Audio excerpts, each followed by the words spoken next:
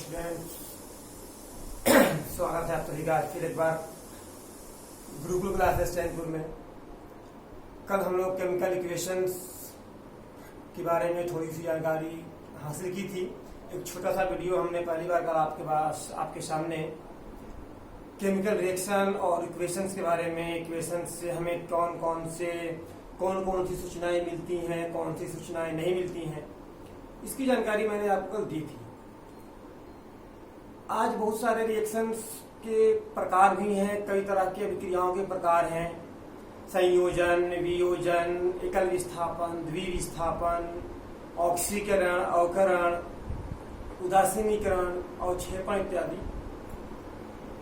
उन सभी अभिक्रियाओं के प्रकार में, चूंकि ये पहला पाठ है, मैं बार बार कहता हूँ पहला लेसन है, आप लोग जरूर कहीं न कहीं से इसको पढ़े होंगे, उसके बाद ही लॉकडाउन लगा होगा। इसलिए मैं बेहतर ये समझा कि ऑक्सीकरण और अवकरण, जिसमें बच्चों को काफ़ी परेशानियां होती हैं, काफ़ी कंफ्यूजन्स आते हैं, इसलिए मैंने ऑक्सीकरण और अवकरण पर एक छोटा सा वीडियो मैं आपके सामने लेके आया हूँ। यहाँ पे देख सकते हैं आप, मैंने ऑक्सीकरण की कुछ परिभाषाएं आपके सामने रखी हैं। यहाँ आपको दिख रहा होगा, है ना, ऑक्सीकरण की कुछ विशेष परिभाषाएं। बहुत सारी परिभाषाएं ऑक्सीकरण की हो सकती हैं, आप पढ़े हैं, है ना। आप अपने अपने किताबों में आपने पढ़ा है,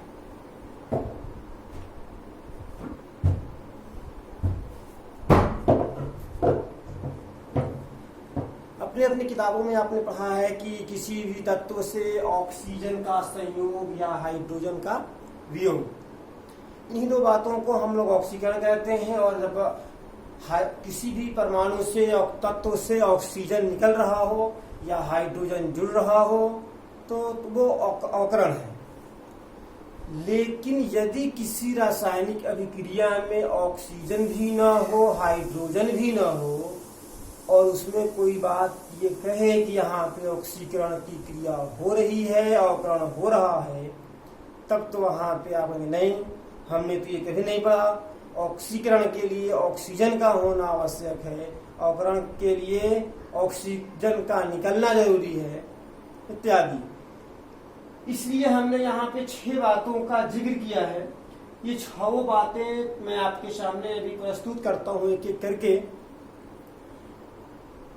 जिनसे ऑक्सीकरण और अवकरण की सारी कंफ्यूजन आपके दूर हो जाएंगे। आप अच्छी तरह से ऑक्सीकरण और अवकरण को समझ सकते हैं। किसी भी रासायनिक समीकरण में कोई आपसे पूछ दे कि कहाँ पे ऑक्सीकरण हो रहा है, कहाँ पे अवकरण हो रहा है, तो आप बहुत अच्छे तरह से उसको समझ सकते हैं। इसको रटने की कोई आवश्यकता नहीं है, अपने दिमाग में इसको बस सोचना है। कल्पना कीजिए कि ऐसा होता है, हो सकता है, तो आप निश्चित रूप से इसको सीख सकते हैं।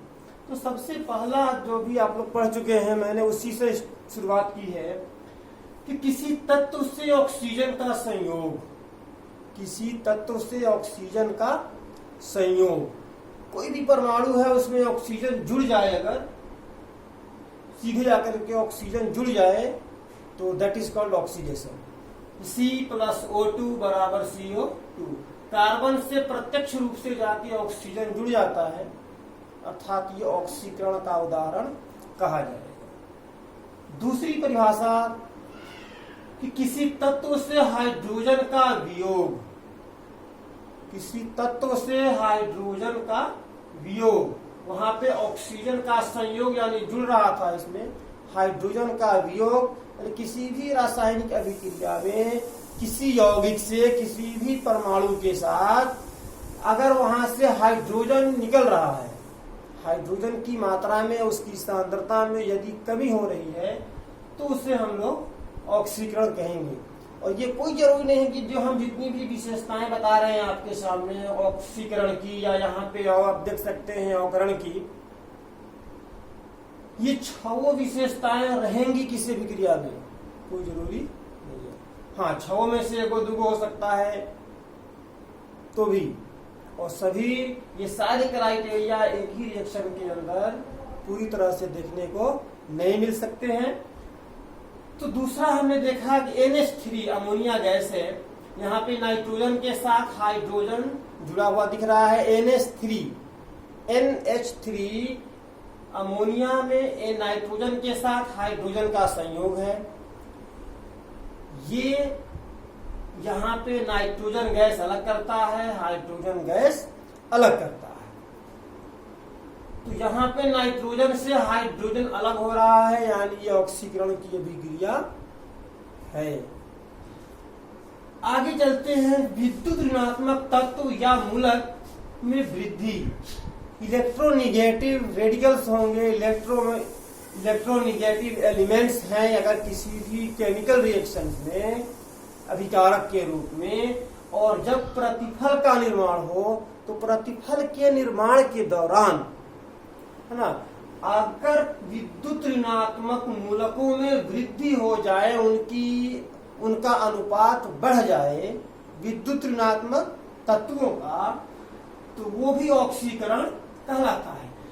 यहाँ पे उदाहरण आप देख सकते हैं, FeCl2 प्लस Cl2 FeCl3 कैसे मूलक में वृद्धि हो रही है। यहाँ क्लोरीन Cl2 संतुलन की अवस्था में देखा जाए तो दो एटम लोहे का, 2 एटम क्लोरीन का। यहाँ पे देखेंगे 2 ही एटम लोहे का है, लेकिन इसके साथ 3 एटम क्लोरीन के जुड़ गए हैं। और क्लोरीन क्या है, विद्युत ऋणात्मक तत्व है। वैसे तत्व जो ऋणायन का निर्माण करते हैं, जैसे सभी धातुएं जो इलेक्ट्रॉन ग्रहण करके ऋणायन की रचना करती हैं, निर्माण करती हैं, वे सभी विद्युत ऋणात्मक कही जाती है। तो यहाँ पे क्लोरीन की मात्रा में हम देख सकते हैं वृद्धि हो रही है। FeCl2 2 क्लोरीन है, और यहाँ पे हम देख सकते हैं कि 3 क्लोरीन लोहे के साथ जुड़ चुकी है, यानी विद्युत ऋणात्मक तत्व में वृद्धि हो रही है। तो ये ऑक्सीकरण हुआ। आगे देख सकते हैं ठीक इसके विपरीत, विद्युत धनात्मक तत्व या मूलक के अनुपात में कमी। विद्युत ऋणात्मक तत्व, विद्युत ऋणात्मक तत्व,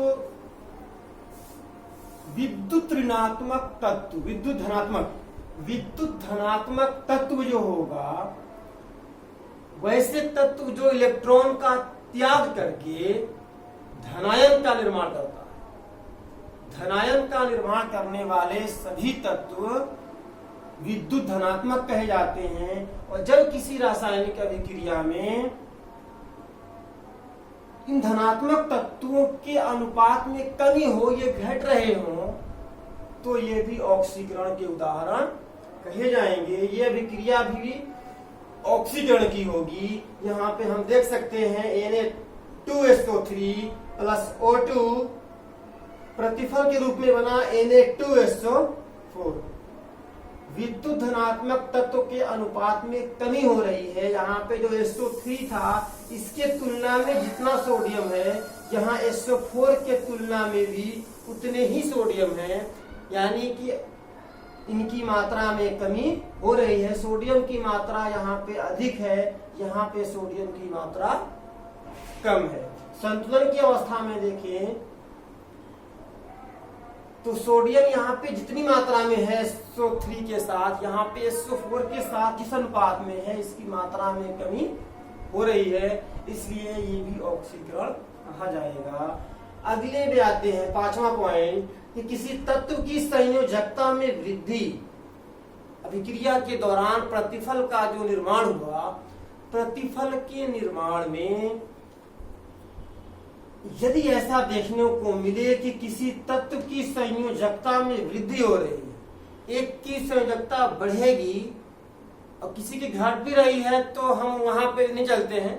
अगर हमें सिर्फ बढ़ने वाले को भी विचार करना है कि जैसे ही किसी तत्व की संयोजकता, वैलेंसी अगर बढ़ रही है, तो वो ऑक्सीडेशन है, ऑक्सीकरण है। ठीक है, तो FeCl3 plus Cl2, FeCl3, FeCl2 में हम देख सकते हैं कि लोहा की वैलेंसी 2 है, Cl2 का 1 होता है, क्रॉस मल्टीप्लाई करेंगे तो इसका 2 आएगा। यहाँ पे आयरन की वैलेंसी 2 है, और जब प्रोडक्ट में विचार करेंगे FeCl3 में देखेंगे तो यहाँ पे संयोजकता क्रॉस मल्टीप्लाई करेंगे तो 3 मिलेगा।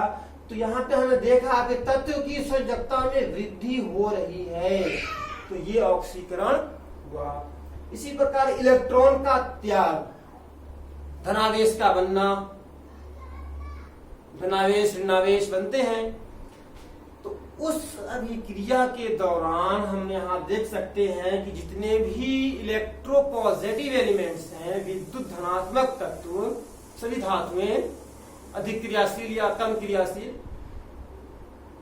वे सभी धातुएं विशेष अलग अलग परिस्थितियों में इलेक्ट्रॉन का परित्याग करती हैं, इलेक्ट्रॉन का त्याग करके धनायन का निर्माण करती हैं।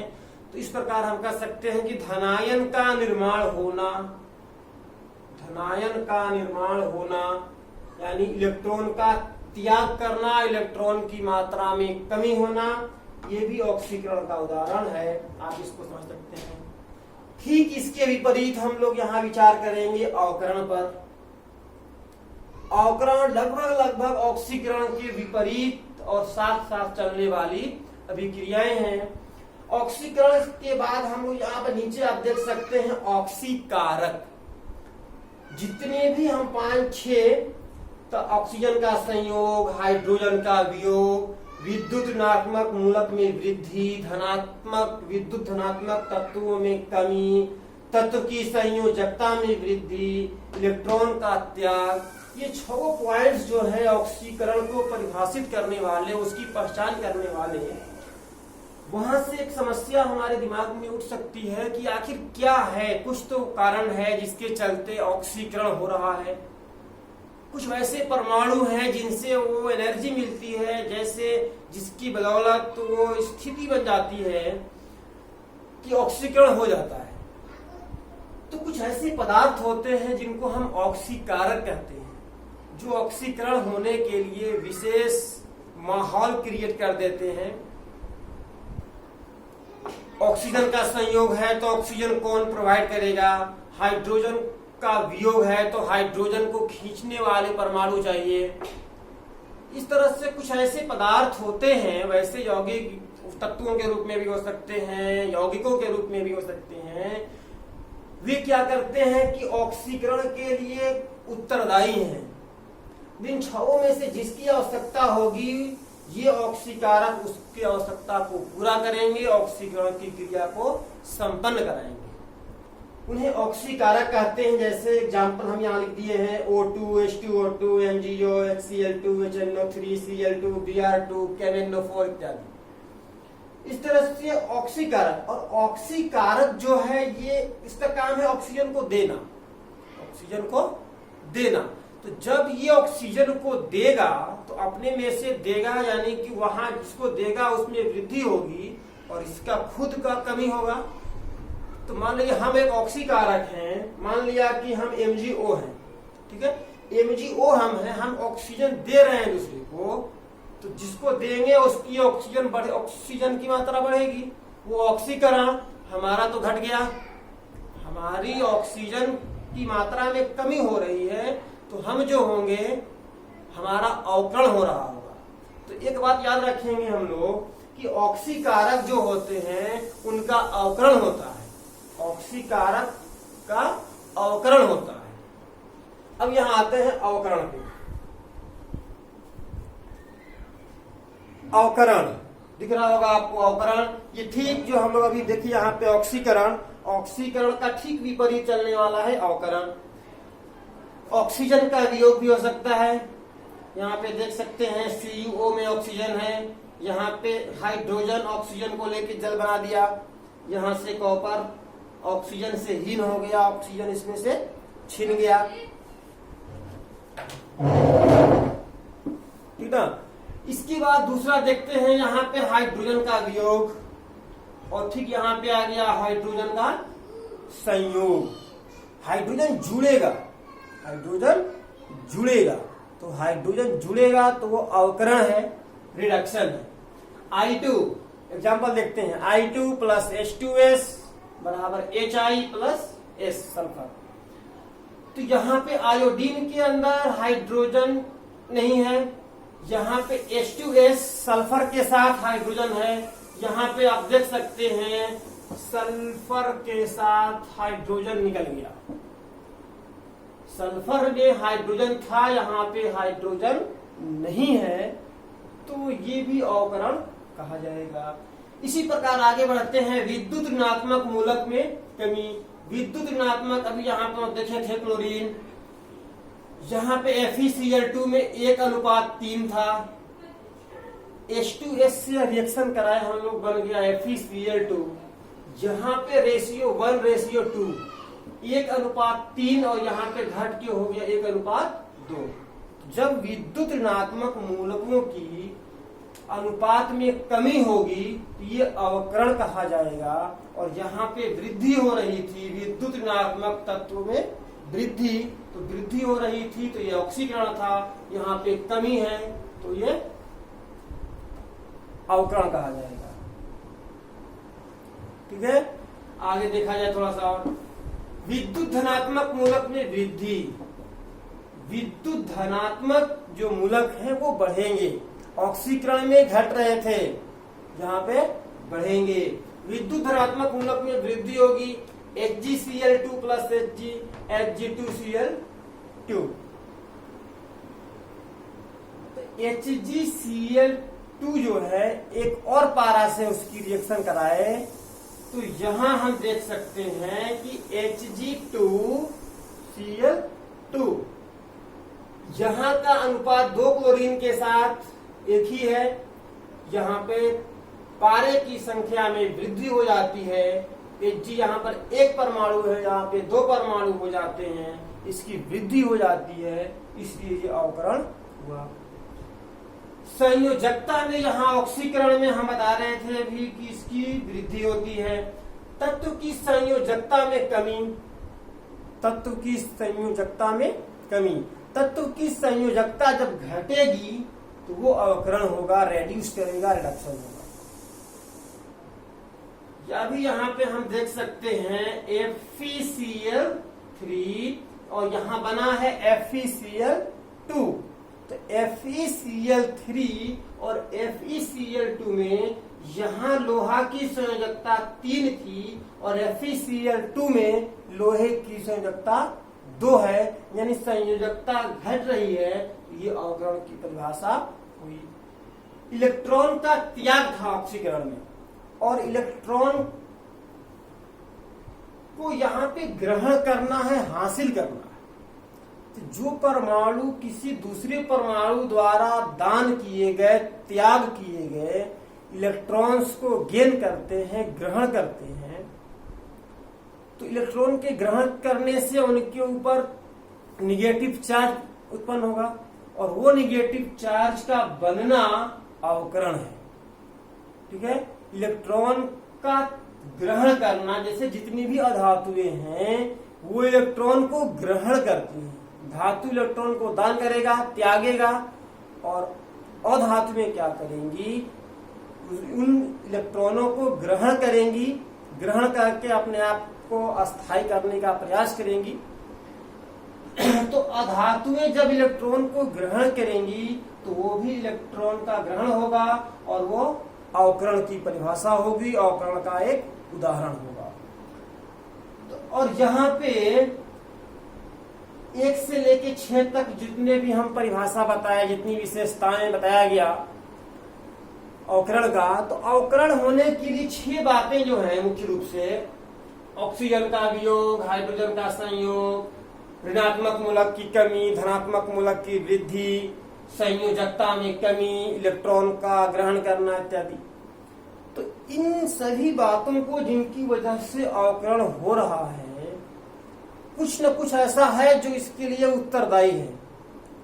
वैसे पदार्थ जो अवकरण के लिए उत्तरदायी हैं, अवकरण करा रहे हैं, वे अवकारक कहे जाते हैं, कहलाते हैं अवकारक।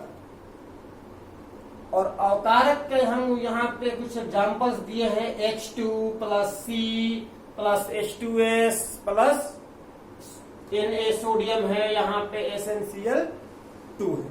ठीक है। तो ये सभी अवकारक हैं, और अवकारक जो होगा अवकरण के लिए एक विशेष परिस्थिति का पैदा करने का काम करता है, और जो भी अवकारक है अवकरण कराने वाला है उसका ऑक्सीकरण होता है। जैसे हाइड्रोजन का संयोग जो है वो अवकरण है, तो इसमें से मान लिया कि H2S एक अवकारक के रूप में हम इसको लिखे हैं, और यहां आप दूसरे परिभाषा में देख सकते हैं I2 plus H2S, hydrogen sulphide में से हाइड्रोजन निकल करके आयोडीन के साथ जुड़ रहा है। H2S में से हाइड्रोजन निकल के इसमें जुड़ रहा है, लेकिन सल्फर में से निकल गया, यानी उसमें से हाइड्रोजन का वियोग हो गया।